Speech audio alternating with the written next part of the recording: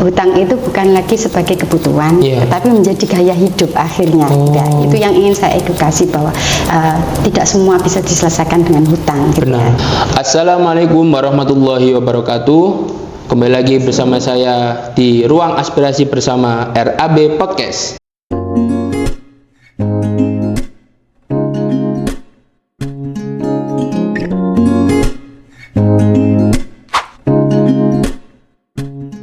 Kali ini saya datang di kantor DPD PKS Lamongan. Bersama saya ada Ibu Diah selaku Sekretaris Dewan Etik Daerah PKS Lamongan. Saya akan mempersilakan untuk Ibu Diah memperkenalkan diri. Silakan Ibu Diah.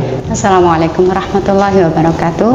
Saya Diah Retno Safitri, caleg Dapil 1 DPD Kabupaten Lamongan, mewakili 6 kecamatan Lamongan, Tikung, Sarirejo, Karangwinangun, Gelagah, dan Dekat. Saya diamanai di struktur sebagai Sekretaris Dewan Etik Daerah. Saya kira cukup. Ya. Baik Ibu Diah, berkaitan dengan pencalekan Anda di Lamongan ini, saat ini Anda mencalonkan diri sebagai calon anggota legislatif di daerah pemilihan berapa, Ibu? Saya dicalonkan di daerah Dapil 1, daerah pemilihan 1. Bisa disebutkan kecamatannya apa saja yang dari Dapil 1? Lamongan, Tikung, Sarirejo, Gelagah, Dekat, Karangwinangun. Baik. Dari kecamatan yang sudah Ibu kunjungi atau mungkin sudah Ibu datangi, apa yang menjadi permasalahan utama dari dapil Ibu saat ini? Nah, jadi yang saya serap selama ini terutama masalah perempuan ya. Baik. Karena saya lebih banyak pada konstituen perempuan ya. Baik. Ini yang mungkin nantinya saya akan menggali gitu ya, baik itu permasalahan sosial maupun permasalahan pemberdayaan gitu ya. Karena yang kita lihat saat ini masyarakat Lamongan itu kebanyakan di pertanian ya. Baik. Pertanian gitu ya. Tapi saya ingin mencoba di sisi lain gitu ya untuk memperdayakan para perempuan itu di luar itu gitu ya, agar mereka tidak hanya menunggu masa panen saja. Baik Ibu Diah, apa program yang saat ini sudah Anda jalankan atau mungkin ada program yang akan Anda jalankan berkaitan dengan pencalekan Anda? Nah, saat ini selama ini yang sudah saya lakukan adalah pada pendekatan ke masyarakat ya. Baik. Untuk lebih banyak mendengar gitu. Karena yang saya ketahui menjadi anggota dewan itu punya 3 tugas ya. Baik. Yaitu yang pertama perencanaan di perundang-undangan, kemudian budgeting, kemudian controlling ya. Jadi, yang saya sering dengar gitu ya di masyarakat itu kebanyakan program-program pemerintahan itu kurang mengenah ke bawah gitu ya. Jadi sehingga mungkin saya lebih banyak menyerap dulu saat ini apa-apa yang menjadi kebutuhan masyarakat gitu ya. Sementara ini yang saya dengar ke masyarakat adalah kurangnya gitu ya pemberdayaan di kaum perempuan. Gitu ya. Baik. Berkaitan dengan pemberdayaan perempuan, apakah memang benar dengan keadaan kondisi saat ini bahwa kita tidak mengerti apa yang saat ini terjadi di kalangan anak muda khususnya, bahwa seringkali saya mendengar bahwa ada pelecehan seksual, ada kurangnya edukasi tentang pernikahan dini. Apakah semacam itu, Bu Diah? Ya baik. Jadi di Kabupaten Lamongan itu ada program yang namanya pembatasan pernikahan dini. Baik. Ya. Jadi karena memang di kalangan pedesaan sering kita dengar gitu ya, udah enggak sekolah berarti nikah saja gitu. Jadi seperti itu ya. Jadi harapan saya meningkatkan kualitas perempuan tidak hanya pada putus sekolah terus menikah gitu ya. Jadi harapan saya nanti mengangkat gitu ya derajat perempuan itu lebih dari itu gitu ya. Lebih tentang itu ya. Saya pernah bersilaturahim ke salah satu konstituen gitu, yang di situ ada keluarga-keluarga yang mereka merasa kita sudah selesai sampai di sini. Dalam artian gini, dia punya anak sematawayang. Ini cerita ya. Silakan, tidak masalah. Dia punya anak sematawayang gitu. Kemudian saya silaturahim ke dia gitu ya. Anaknya itu tidak bisa sekolah bukan karena tidak mampu gitu ya, bisa gitu ya, tetapi ada gangguan mental tersendiri gitu ya, sehingga anak itu di dalam kamar terus gitu ya, terus tidak keluar gitu ya. Kemudian saya silaturahim gitu ya, kemudian saya tanyakan ibunya gitu ya, ibu kenapa putrinya gitu ya, perempuan ya ibunya gitu ya, ibu kenapa putrinya gitu ya. Jadi si ibu, ya sudah ini takdir gitu ya, saya menerima keadaan ini. Loh, menerima tidak harus seperti ini, ini bisa diubah gitu ya. Jadi waktu itu anaknya masih SMA kelas 1, kemudian berhenti, tidak bisa sekolah karena gangguan psikologis tadi gitu. Akhirnya saya boleh ketemu dengan anaknya gitu ya, kemudian saya datangi anaknya, saya motivasi, saya ceritakan kenapa, apa yang terjadi dengan kamu. Kemudian saya bukan seorang psikolog, saya bukan seorang psikiater gitu ya, tapi saya mencoba menggali permasalahan remaja ini. Ternyata permasalahan mereka sepele gitu ya, hanya rebutan pacar atau seperti itu, sehingga tidak berani sekolah gitu ya. Nah, sehingga mengancam gangguan psikologisnya gitu ya.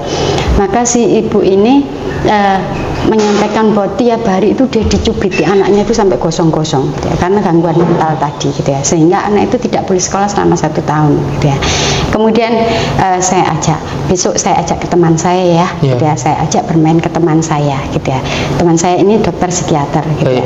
Kemudian saya ajak, kamu cerita apa yang terjadi gitu ya. Akhirnya si anak itu tidak mudah kan memberikan kepercayaan kepada orang yang seperti itu ya. Akhirnya dia mau membuka dirinya. Saya mau kalau sama ustadzah gitu. Jadi dia memanggil saya ustadzah, padahal waktu itu baru kenal gitu ya. Saya nggak kenal sama sekali gitu ya. Kemudian besok paginya saya antar dia ke Surabaya. Teman saya kebetulan seorang psikiater ya. Kemudian saya sampaikan dia tidak boleh sekolah selama 1 tahun karena ada gangguan psikologis gitu ya. Kemudian diceritakan, anak itu cerita kenapa, masalahnya apa, gini-gini, akhirnya selesai gitu ya dengan si ini, si dokter psikiater ini. Anak itu terurai gitu ya, bisa cerita apa yang sebelumnya ibunya tidak mengetahui permasalahan itu. Kadang ada gap antara ibu dan anak gitu ya. Kemudian dia menguraikan apa yang terjadi dengan dirinya gitu ya. Akhirnya tentunya kita mencoba memberikan solusi ya. Akhirnya anak itu bisa sekolah kembali dan sekarang dia sudah kuliah di semester 5. Alhamdulillah. Jadi bisa mandiri, bisa sekolah. Itu yang ingin saya berdayakan gitu. Tidak ada yang selesai dengan apa istilahnya, setiap musibah itu bisa dicarikan jalan keluar gitu ya. Jangan sampai berputus asa dengan satu permasalahan saja gitu ya. Jadi akhirnya si anak itu bisa mandiri, sekarang bisa kuliah sendiri gitu, tanpa dampingan orang tuanya yang dari dulunya keluar kamar aja nggak bisa gitu ya. Jadi dia kalau dulu orang desa mungkin dipasung gitu aja gitu ya, tapi sekarang alhamdulillah anak itu bisa keluar secara mandiri, kemudian bisa sekolah. Itu apa istilahnya, saya berpikir betapa banyak keluarga-keluarga yang mungkin hanya berpikir sesempit itu gitu ya, ya wis lah takdir gitu ya, padahal kan tidak seperti ini. Benar gitu ya. sekali, ya, Bu. Harus diberikan edukasi bahwa ada harapan yang lebih besar, ada harapan yang bisa kita kerjakan lebih baik dari sekedar berputus asa seperti itu gitu ya. Jadi memang semua takdir ya, tapi kan bisa kita upayakan yang lebih baik gitu ya. Nah dengan seperti itu kan dia menjadi lebih berdaya kan gitu ya, daripada nanti kalau dia diberikan sakit terus di kamar terus gitu ya. Benar jadi sekali. menjadi beban orang tuanya, beban masyarakat, apalagi seperti itu. Jadi itu ya. Saya ingin melanjutkan ceritanya Ibu Dia, dari berkaitan cerita Ibu Dia. Apakah yang Anda lakukan pada saat itu berkaitan dengan problem terkini anak muda, baik itu perempuan dan laki-laki? Bagaimana Ibu Dia? Jadi sebenarnya problem anak muda sekarang itu saya melihat ya, rentan sekali di mentalnya. Tidak seperti kita dulu ya, mentalnya baja gitu. Jadi apa istilahnya, dulu kalau dipukul guru gitu ya, kita semakin semangat. Kalau sekarang pukul guru lapor orang tuanya. Jadi repot ya posisi guru. Benar sekali. Gitu. Jadi memang perlu banyak pendekatan ya pada anak remaja, terutama edukasi pada orang tua bahwa tidak semuanya diberikan istilahnya gaya-gaya hedonis ya, dipenuhi semua kebutuhan anak-anak gitu ya. Jadi bukan berarti kita tidak memberikan hak anak Yeah. gitu ya. Sepatutnya mereka harus punya daya juang gitu ya, karena saya lihat saat ini bukan semua ya, Yeah, gitu ya, tapi saya melihat memang mental anak pemuda saat ini itu kurang gitu ya, tidak seperti era kita dulu waktu masih muda ya gitu ya. Jadi punya daya juang yang istilahnya kuat gitu ya. Jadi kemudian untuk berkaitan yang saya sampaikan tadi, gitu ya. Kalau mungkin kita melihat, itu loh masalah sepele, gitu ya. Jadi masa seperti itu, gitu ya. Nah, mungkin butuh bekal ya, butuh bekal edukasi baik itu secara religius maupun bekal secara mental ya pada anak muda sekarang, gitu ya.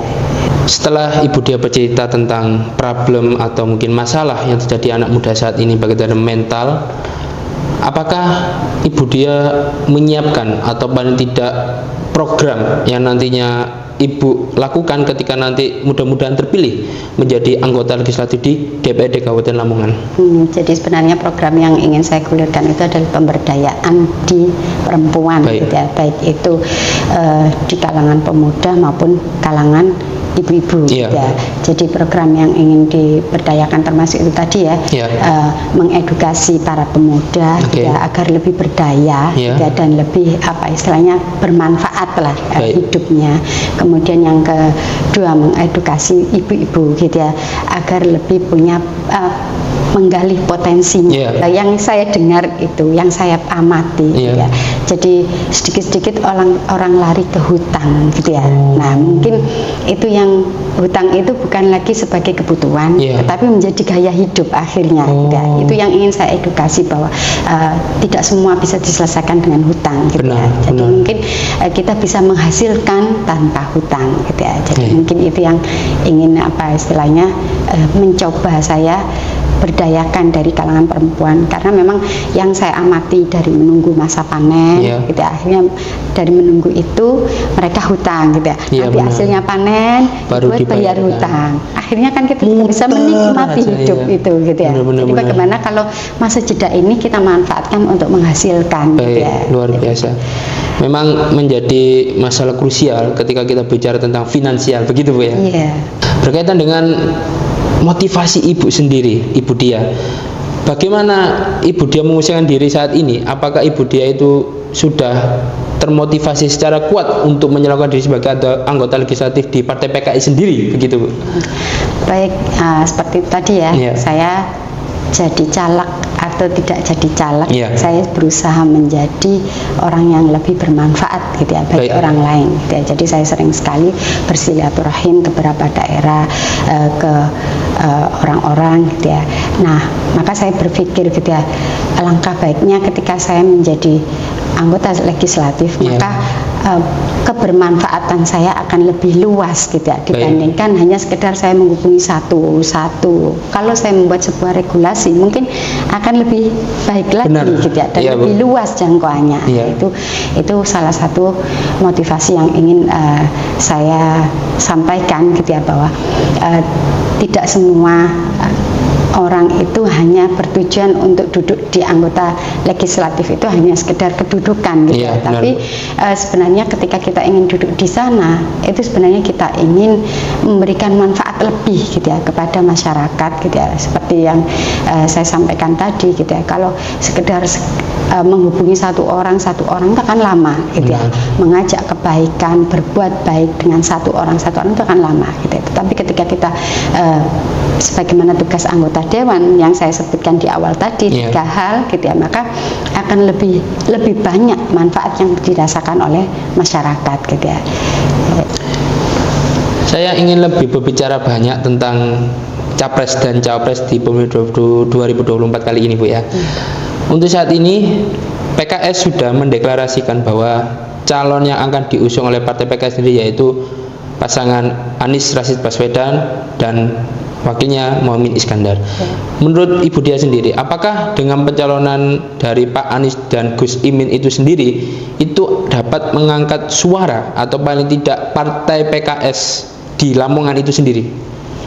Dari segi pengangkatan suara, ini lumayan mendongkrak ya. Baik. Karena memang ketika kita berkoalisi untuk mendukung pasangan Amin, Ya. sekat Amin ya, Amin, gitu benar, ya. mendukung dengan pasangan Amin ini, gitu ya, paling enggak kolaborasi kebaikan itu akan tampak lebih banyak lagi, lebih besar lagi, gitu Ya. ya. Sehingga orang akan melihat, oh ternyata PKS yang dulu tidak seperti yang kita bayangkan, misalnya yang sering dinilai orang itu habis, ya, benar, seperti itu ya. ya. Bahwa ternyata PKS itu bisa membaur, bisa dengan siapa saja, gitu ya. Jadi image seperti itu akan terhapus, gitu ya, Ya. dengan kita berkolaborasi dengan pasangan Amin. Amin, luar biasa.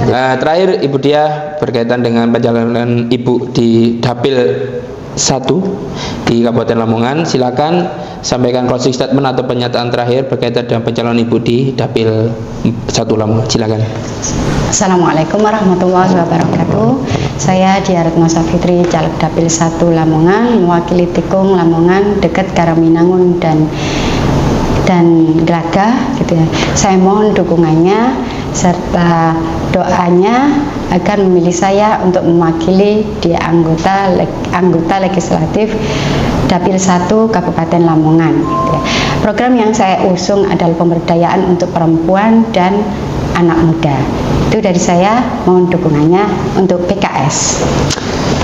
Baik, terima kasih kepada Ibu Diah yang sudah berbincang banyak sekali berkaitan dengan perempuan, pemberdayaan anak muda, dan Capres-Cawapres pemilu 2024 kali ini. Baik, itu aja yang bisa kami sampaikan. Mudah-mudahan Anda yang menonton tertarik dengan Ibu Diah dan nantinya Anda sudah menentukan pilihan mana yang akan Anda pilih di pemilu 2024 bulan Februari nanti. Terima kasih.